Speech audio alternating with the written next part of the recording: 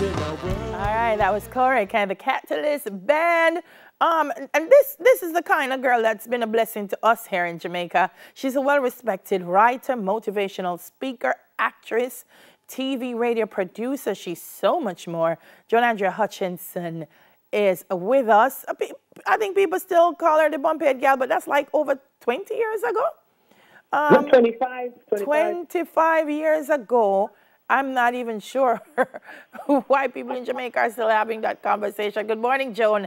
How are you? Good morning. I'm good. I'm wonderful. I'm hearty, beautiful, and blessed. You know, this morning, it's Women's History Month, and one of the things we wanted to do this morning was to walk through just your journey and how empowering it's been and will continue to be for Jamaican girls. Not many people could have survived the kind of feedback you received 25 years ago in the public eye, because you've chosen to embrace your natural hair. Yep, indeed. But what would have empowered you, Joan, to say, okay, well, the public is having an issue, but this is me, and I'm going to continue to be Joan Andrea Hutchinson? You're a little distorted, so I didn't hear the question. I was saying, what would have empowered you at that time to look beyond the public criticism and still continue to shine as Joan Andrea? Yeah, well, what empowered me, you see, is that I was raised by two. I had the fortune of being raised by two amazing parents, Gladstone and Emma Hutchinson, who died 2 years ago, you know, who told me every day of my life I was gorgeous, I was wonderful, I was beautiful, I was talented, the world is mine. Anything I don't achieve is because I don't want to achieve it.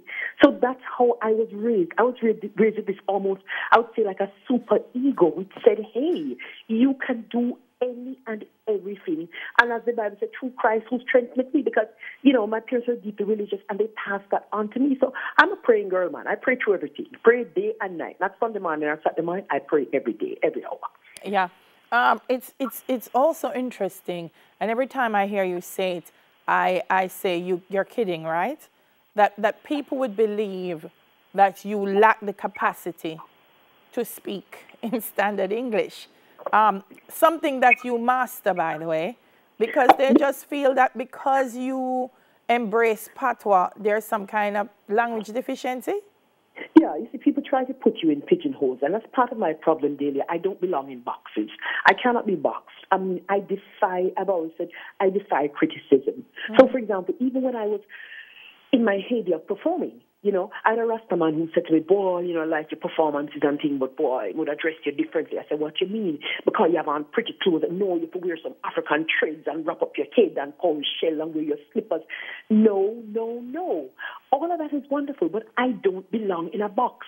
Because people felt, you know, that if you're working in patois, for example, when I did performances in patois, people felt, oh, you need to dress ethnically. I would wear my gowns and go to a function at the Pegasus and still be delivering in patois, and I don't have a problem with that. I teach public speaking. I teach English. I teach Spanish. I've taught in many different countries of the world. I speak, you know, I have competence in other languages, etc. But there are people who dare question my competence in English. Yeah. Because you chat patois now and then, you know. And it's interesting what they hold on to, Joan. Even now, as we move into, you know, putting the CSEC subjects on radio, I remember you hosted CXC Power. I won't say how many years ago and date us. That was 25 years ago. 25 years ago. 25 years ago. No, like, you know, it's something new. We were hosting, and I tell you this, even before hosting CXC Power 25 years ago, thanks to Laken's Marge, it was his brainchild. When I was in high school, I think her name was Marie Cunningham Clark, we used to lead St. Andrew High School, myself, Cecile Bars, and a couple of others, and it was the forerunner to PBCG. I think it was called EBS, Educational Broadcasting since. Yeah. We used to go down there and do programs in Spanish and English from we were in high school. So I've been doing this for a while. Yeah, you've trained overseas as well in radio. I think you're in Europe, and so what is your advice to young women who are watching this morning, who themselves people try to put them in a box, who themselves feel like I have to operate within a box to be accepted? A lot of noise in your background, so you're not coming through. I hear 10 voices going. Oh wow! I guess it's a feedback. I'm getting a little. Are you hearing me better now?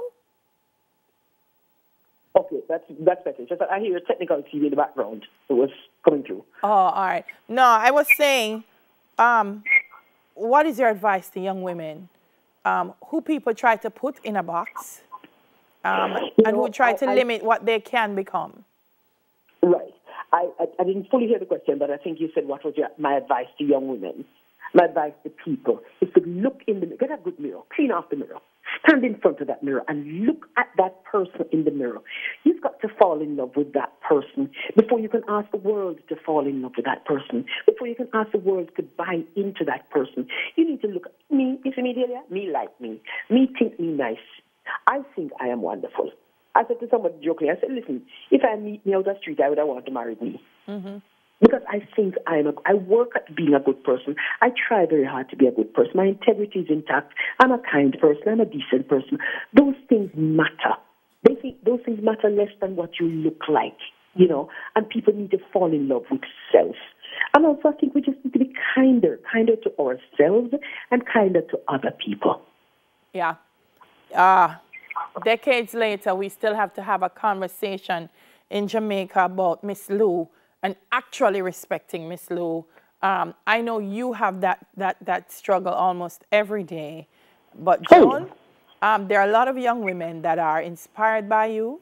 So continue to do what you do and be the multi-talent that you are.